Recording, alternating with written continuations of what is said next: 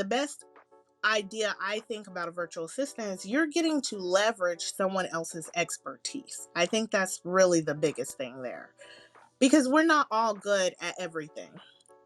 In fact, none of us is good at everything. We may be good at a lot of things, but we're not good at everything. And honestly, someone is better at something than you are. So now that we have this internet, you can get people from all over the world and tap into their talent. You can tap into their zone of genius, and you use that to leverage your business, to move your business going forward. I get a lot of people that when I start telling them I'm in operations or quote unquote the high level that I do, they're like, I didn't even know that you could have someone in that space. But virtual assisting is really any independent contractor, or it could be a freelancer that is providing their services for you, professional services, virtually. So that's literally all a virtual assistant is. And it could be anything from podcasts to graphics, designs, to helping you launch an event or a product. It could be any of those things. You're not good at a certain aspect, but you want your vision to come to fruition, then hiring a virtual assistant that is an expert in that would be your best option. Like, if you're not good at newsletters and you're not good at sales copy, hiring a sales copywriter would be your best bet for your pages to convert from leads into clients. But if you're not the best at that, your conversion rate isn't going to be as high as you would like. So hiring a virtual assistant that specializes in particular areas is going to help your business thrive faster, and it's going to be a much better customer experience. If you have a social media manager and she's also a strategist, or he, and they can tell you how your analytics, I don't know about you guys, but sometimes when I first started, I didn't know what all those analytics meant. I had no idea what they meant. I just saw some pluses and some negatives, and I figured plus was good, negative was not good. But if you have an actual strategist, then they can come in, tell you from the analytics exactly where you need to be, how you need to get there. And of course, that is also going to improve and scale your business. So, leveraging other people's talent and their expertise is really, really big. It's really big.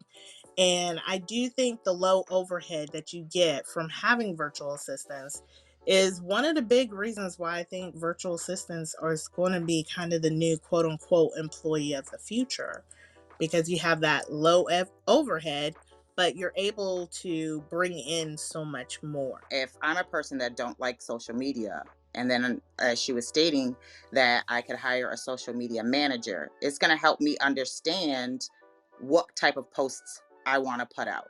Because if I'm just putting out general things, especially first starting off being a virtual assistant, having that social media manager is going to help me cultivate my brand a little bit more. And then it's easier to share on different platforms because your message is directly there because you had someone who specialized in it help you get your point across, help you get your vision across to other people, which once again is going to help your conversion rate as far as followers or subscribers to different platforms or digital products that you have. Another key fact to me, I think that is important with having a virtual assistant, um, is your confidence. If you have, if you're new and you're not sure, about the different, let's use social media posts that you put out, if you have someone who specializes in a particular area of your business, your confidence as a person as well as a business owner will increase. You'll be proud of the products that you're putting out because somebody who has the talent to do it has helped you put it out, and it's out with your brand. So for me, confidence is a number one thing, because as you know, you hear people say all the time, the imposter syndrome. So you don't want to put your digital products out there because you don't feel someone would relate, or you're just not comfortable with it. But if you have somebody who specializes in it and it looks very good, then you're going to be more confident within your business and within yourself. Another thing I wanted to point out with having a virtual assistant, it gives you more time for yourself. I am very, very big on self love, and you want to do that being a business owner because you can get burnt out. So if you can outsource some of your tasks to a virtual assistant, that confidence and that self preservation is going to be there for you. And about the expertise as well, another thing that I like about it is you're not committed. Now, in some ways, I know business owners like that because if you just have a project, you want to go ahead and, let's just say, launch your product or launch your services, or maybe you're just launching your digital business as a whole, but you're not tech savvy. There are plenty of people that aren't tech savvy. In fact, it just gives them a headache. They don't want to deal with it.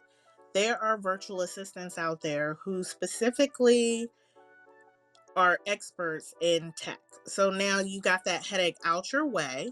You're getting your business done. You're able to launch what you need to launch.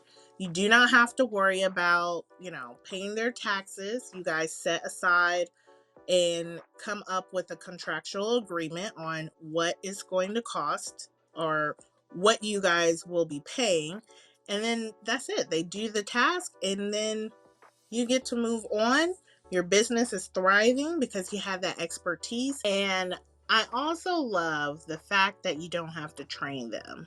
If you are looking into, just hiring like an employee versus a virtual assistant, there's usually very minimum training. And that's because they have actually worked in what it is that you're needing them to do. So that is also a lot of savings and money. Versus if we were to look at employee versus virtual assistant. You're going to be saving money as well because you only pay your virtual assistant for the actual amount of time that they worked on your project. An employee, a regular 40-hour employee, actually works or productive around 15 hours a week. So, and that is a study, all that extra time, they're not being productive towards moving your business forward.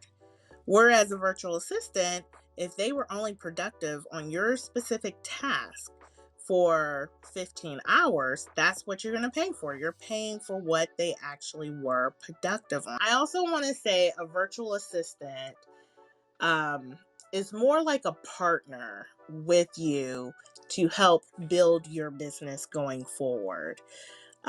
They're going to listen to what your vision is, where it is you want them to play a part in that vision, and then they are going to go ahead and put that in there, work towards it. So that's another difference there between an employee and a virtual assistant. And I say that because they are helping you with a peace of mind. And I feel like some of all that goes together. You start to get your own support system where they are concerned about you and your business. They're concerned about where your business is going. And then if you have a really good virtual assistant, it's not even just that they're concerned about where your business is going, but they want to know that they made that impact towards your business.